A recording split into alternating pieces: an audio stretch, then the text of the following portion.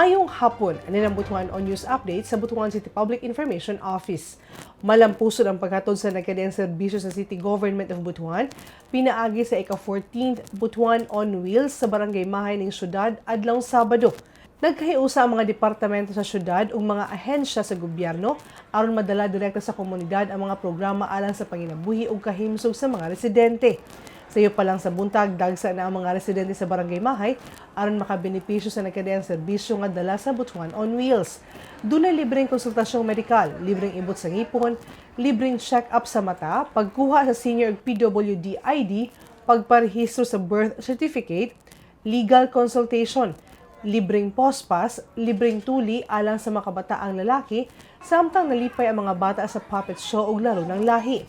Og nang apod-apod og tag 5 ka kilong bugas gikan sa mga nagkadaiyang kooperatiba. Nang hatag sab ang City Environment and Natural Resources Department og seedlings sa marang, rambutan ug mangosteen uban sa pagtudlo sa hustong pagtanom ug pag-atiman niini. Samtang ang City Agriculture and Veterinary Department mihata og bini sa gulay, libreng bakuna kontra rabies sa mga hayop o rodenticide aron makatabang sa pagkontrol sa mga ilaga. Gikater karon sa BAW ang tulo ka barangay nga gilangkuban sa Barangay Mahay, Barangay Baan Riverside ug Barangay Buhangin. Ang BAW usa ka programa sa City Government ng Butuan nga nagsigurong mas mapaduol ang serbisyo sa katawhang Butuanon. Pinaagi sa mga programa, mas napadali ang pag-access sa mga serbisyo sa gobyerno, labi na sa mga residente nga lisod makaadto sa Butuan City Hall.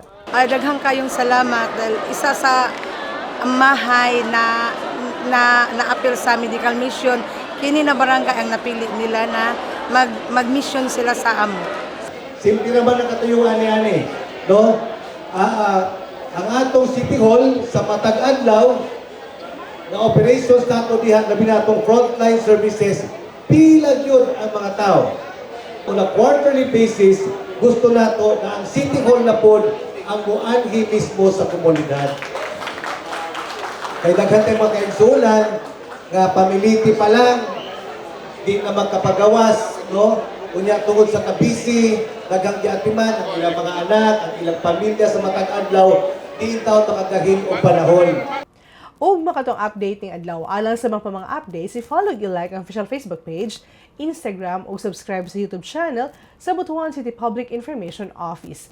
Ako si Charmaine Awitan. Daghang salamat ug dalaygon ang Dios.